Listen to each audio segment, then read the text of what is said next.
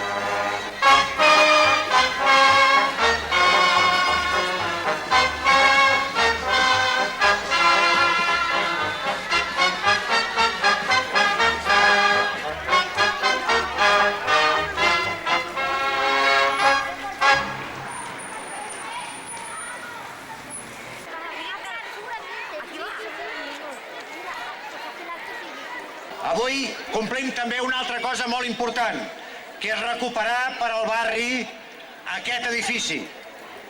Aquí molts de vosaltres heu treballat.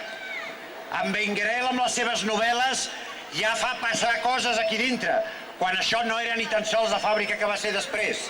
La història del Poblenou està plena d'aquests restes importants del nostre passat. Aquí al mig tenim un gimnàs. A partir de la tercera planta i fins a dalt de tot tindrem des dels serveis socials del districte, els serveis personals, fins a tots aquells locals que siguin necessaris perquè hi treballi el barri conjuntament amb el districte. Bona nit a tothom. Feliç qui ha viscut de sota un cel estrany i la seva pau no mudava. La seva pau no canviava, seguia tenint pau. Feliç aquell que ha viscut de sota un cel estrany i la seva pau no canviava. Jo mirant des d'aquí soc feliç. Soc feliç primer perquè no estic de sota un cel estrany, sinó que estic a casa meva. Però sé que en aquesta casa meva hi ha hagut molta gent gran, sobretot, que han hagut de marxar a sota cels estranys perquè la història del país ho va obligar.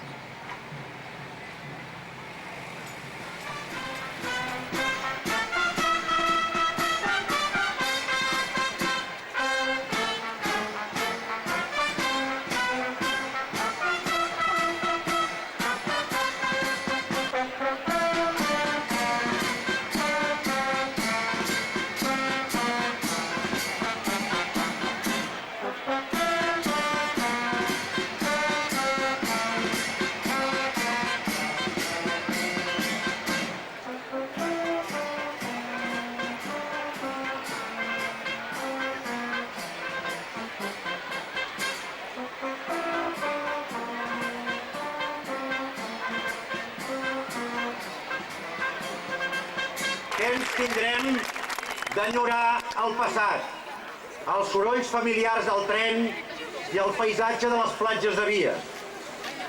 El que frisa no és l'enyorança de les platges de Vies, sinó l'enyorança de les platges de mar. Bien, alcalde, queridos amigos, quiero terminar ofreciendo al alcalde de Barcelona, en recuerdo de este acto, lo mejor que tenemos los ferroviarios, la campana de la estación del Poblenou.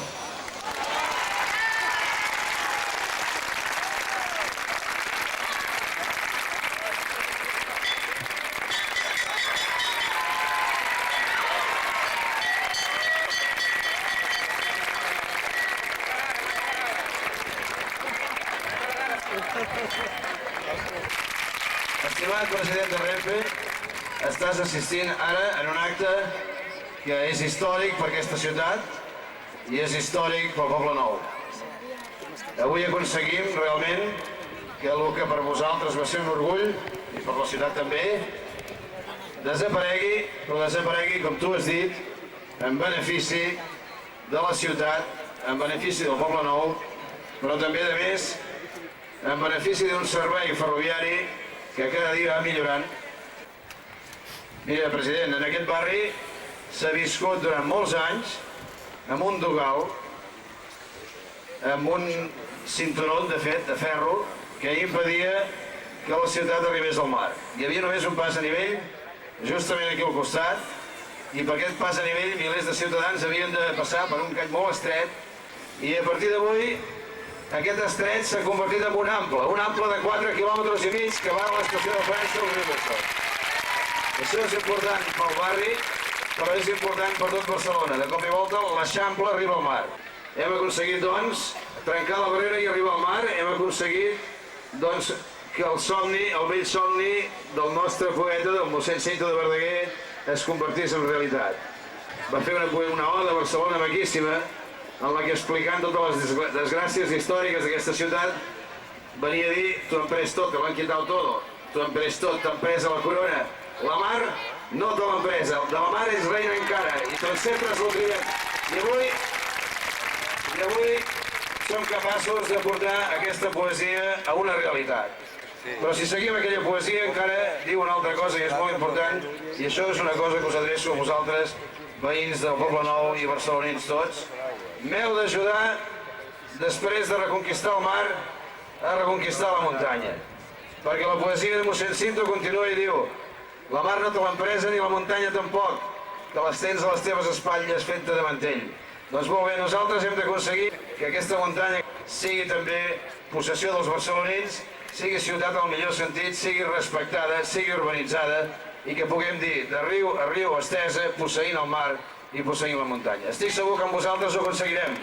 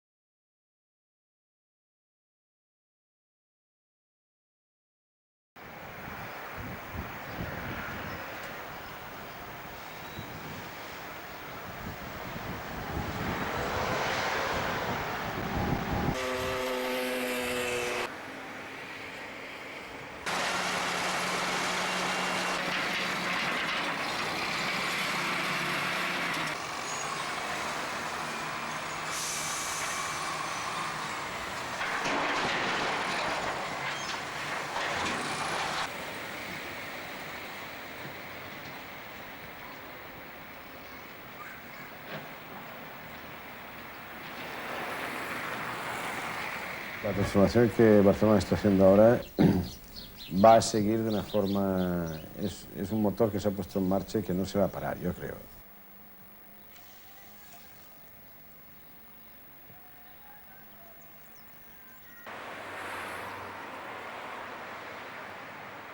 En realidad lo que se ha creado ya es una inercia de construcción y de mejora que yo creo que no va a parar.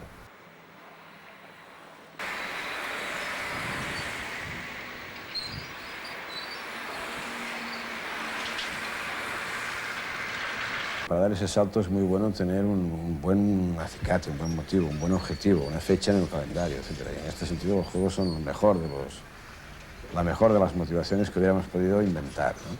Pero si esta no hubiera existido, hubiéramos inventado otra. Esto ya se lo aseguro.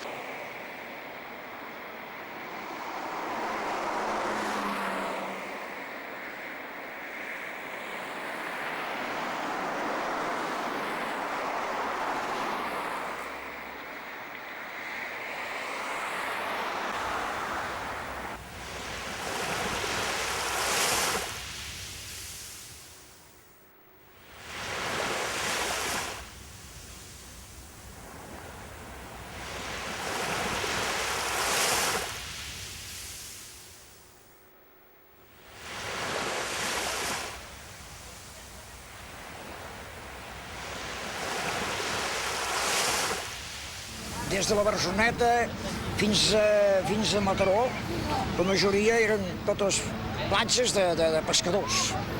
Vivien de la pesca. A l'hivern no pescava. A l'hivern tots arreglaven les barques i els arts. Fèiem 4 o 5 mesos de veda. Allò, per nosaltres allò ens agradava.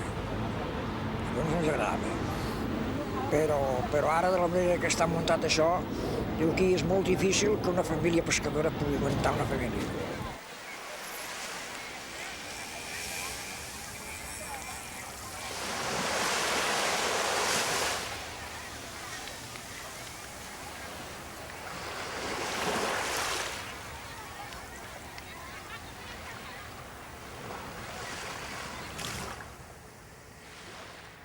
La via olímpica és una cosa bona, això és un bé per tots, però més que res pels rics, això és normal, més que res pels senyors, clar.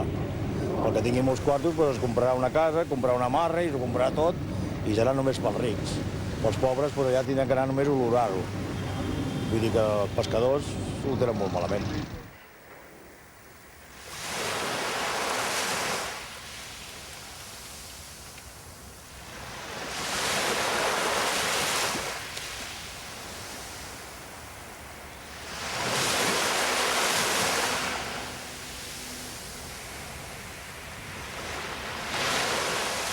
Al bar jo tenia 18 anys i anàvem a pescar i amb 2 bots omplíem tota la barca plena que de tot.